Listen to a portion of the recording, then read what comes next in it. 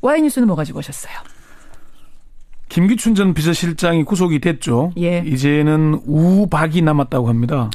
우박이 누구예요? 예, 우는 우병우 전 민정수석, 박은 박근혜 대통령을 말하는 모양입니다. 우박이 남았다. 예.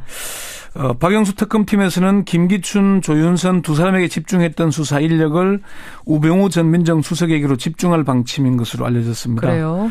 그래서 박영수 특검팀은 왜 우병우 전 수석을 마지막 카드로 남겼을까? 이렇게 주제를 정했습니다. 특검팀은 왜 우병우를 마지막 카드로 남겼는가? 네. 일단 우병우 전 민정수석에 대한 수사에 들어간 겁니까? 아니면 가는 겁니까? 이미 특검 수사 시작되면서 우병우 관련 혐의에 대해서도 광범위한 증거 수집을 해온 것으로 알려졌습니다. 사실은 저희 문자도 그동안 꾸준히 들어왔던 게 네. 특검에서 왜 우병우 전 수석에 대해서는 전혀 건드리지 않나요? 이런 문자가 많았거든요. 근데 증거 수집은 해왔던 거군요. 그러니까 검찰 수사라고 검찰 출신하고 봐주는 거 아니냐 이런 얘기들까지 있었어요. 나왔는데 특검 나름대로 기초 수사는 해온 걸로 제가 확인을 했고요. 지금 이제 특검에서는 설날 연휴를 전후해서 우병우 전 민정수석과 관련해서 수사력을 집중할 방침입니다. 그래요. 특검팀 관계자는 이제는 우 전 수석에게 화력을 집중할 단계가 됐다 이렇게 얘기를 했습니다. 우 수석에게 화력을 집중할 단계가 됐다. 네. 굉장히 의미심장한 말인데. 네. 그러면 특검의 소환이 언제쯤 되는 겁니까?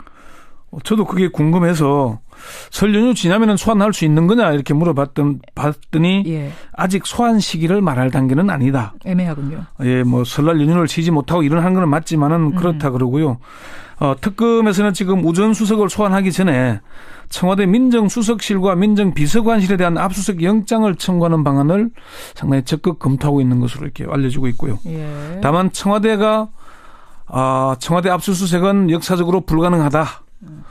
이런 입장이기 때문에 상당히 반발할 거라서 좀 쉽지 않아 보이는데 지금 진행되는 걸로 보자면은 우 전 수석에 대한 소환 조사는 빨라도 2월 둘째 주 정도가 돼야 되지 않을까. 2월 둘째 주 정도. 2월 중순 되면 사실 수사가 끝나야 되거든요. 마무리해야 되면. 너무 늦는 거 아니에요? 2월 둘째 주면? 그 정도 가야 임박해야 될 것 같다는 얘기를 합니다. 그러면 왜 박영수 특검은 우병우 전 수석을 마지막 카드로 남긴 겁니까? 왜 마지막이 된 겁니까?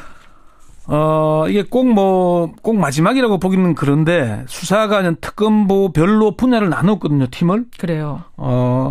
이화여대 입시와 학사 비리는 박충건 특검보 팀에서 했고요. 아하. 김기춘, 우병우는 이용복 특검보가 예. 삼성합병과 미르 K재단 설립 등 대기업 관련 수사는 양재식 특검보와 윤석열 수사팀장이 주로 맡고 있거든요. 특검보별로 팀을 나누어 수사하다 보니까 모든 의혹을 동시에 수사할 여력이 없습니다. 그러니까 지금 보니까 김기춘, 우병우를 한 팀에서 맡고 있기 때문에 네, 예. 지금 김기춘 수사할 때는 그 팀이 우병우 수사를 할 여력이 없는 거군요. 그렇죠. 아하. 그런 점이 있고요. 두 번째는 수사 난이도 문제인데 전현직 검사들에게 김기춘과 우병우 중 둘을 수사하면서 누구를 먼저 수사하겠냐 물었더니 예. 의견이 좀 엇갈리더라고요. 그래요? 예. 어떻게 해요? 검찰총장과 법무부 장관을 지낸 김 전 실장이 부담스럽다는 의견도 있고 아직도 검찰이나 청와대, 국정원 등의 우병우 사단들이 건재하기 때문에 그렇죠. 우병우가 부담스럽다는 의견으로 깔렸습니다. 수사팀은 사실 처음에는 김기춘, 우병우를 동시에 겨냥해서 기초 수사를 진행했는데 예.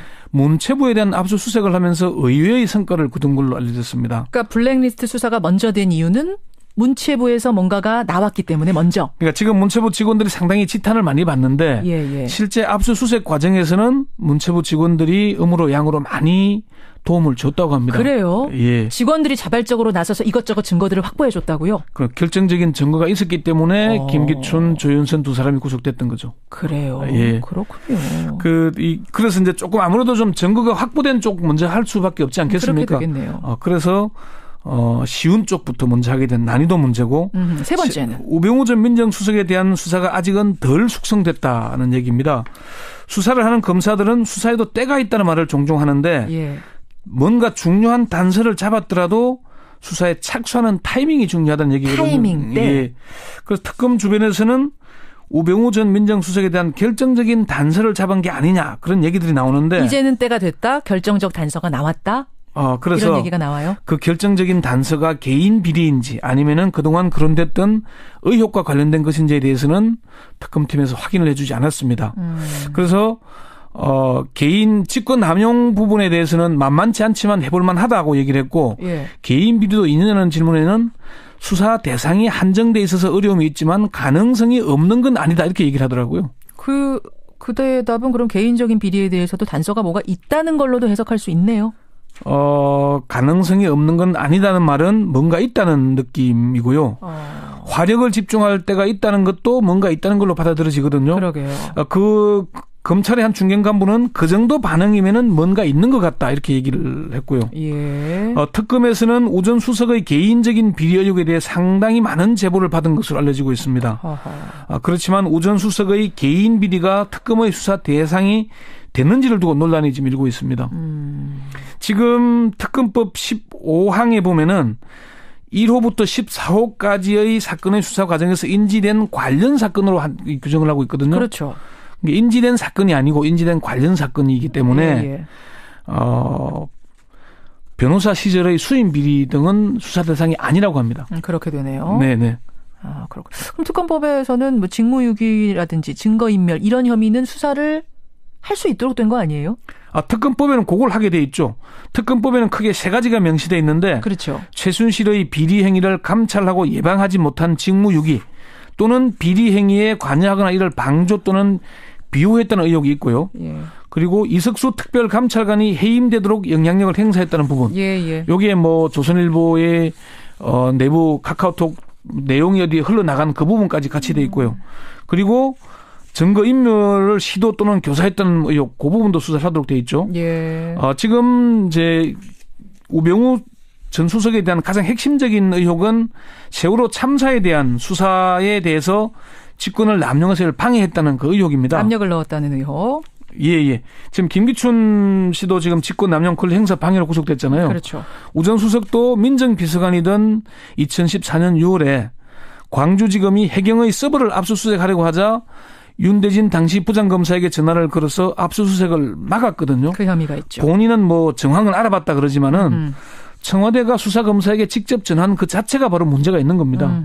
그래서 그게 핵심이고 또 해경의 1, 2, 3정장에 대해서 업무상 과실치사상 혐의를 적용하려고 하니까 법무부가 끈질기게 방해를 했거든요. 그래요. 그 배후에 우병우 전 민정수석이 있다. 그 의혹도 있죠. 그런 게 있었고요. 예. 우병우 카드를 이제 만지작거리고 있는 특검. 근데 왜 우병우는 마지막이 됐는가? 오늘 권영철 기자가 이모저모 짚어주셨습니다. 그나저나 그 사이에도요. 네. 군에서 난 이런 일 당했습니다 하는 제보가 막 쏟아지고 있고요. 이런 상황에서 무슨 군의 시기를 언제 하느니 이런 논의하기 전에 대선 주자들이 이 문제 해결부터 좀 힘써달라 이런 부탁의 문자도 굉장히 많이 들어옵니다. 군대 문제 그냥 이렇게 인터뷰만 하고 넘길 문제는 분명 아니에요. 그렇죠. 군 개혁 이게 아마 모병제 문제로 진전되는 그런 논의로 이루어져야 될 겁니다. 이번에 추명호 국장하고 얼마만큼 자주 만났습니까?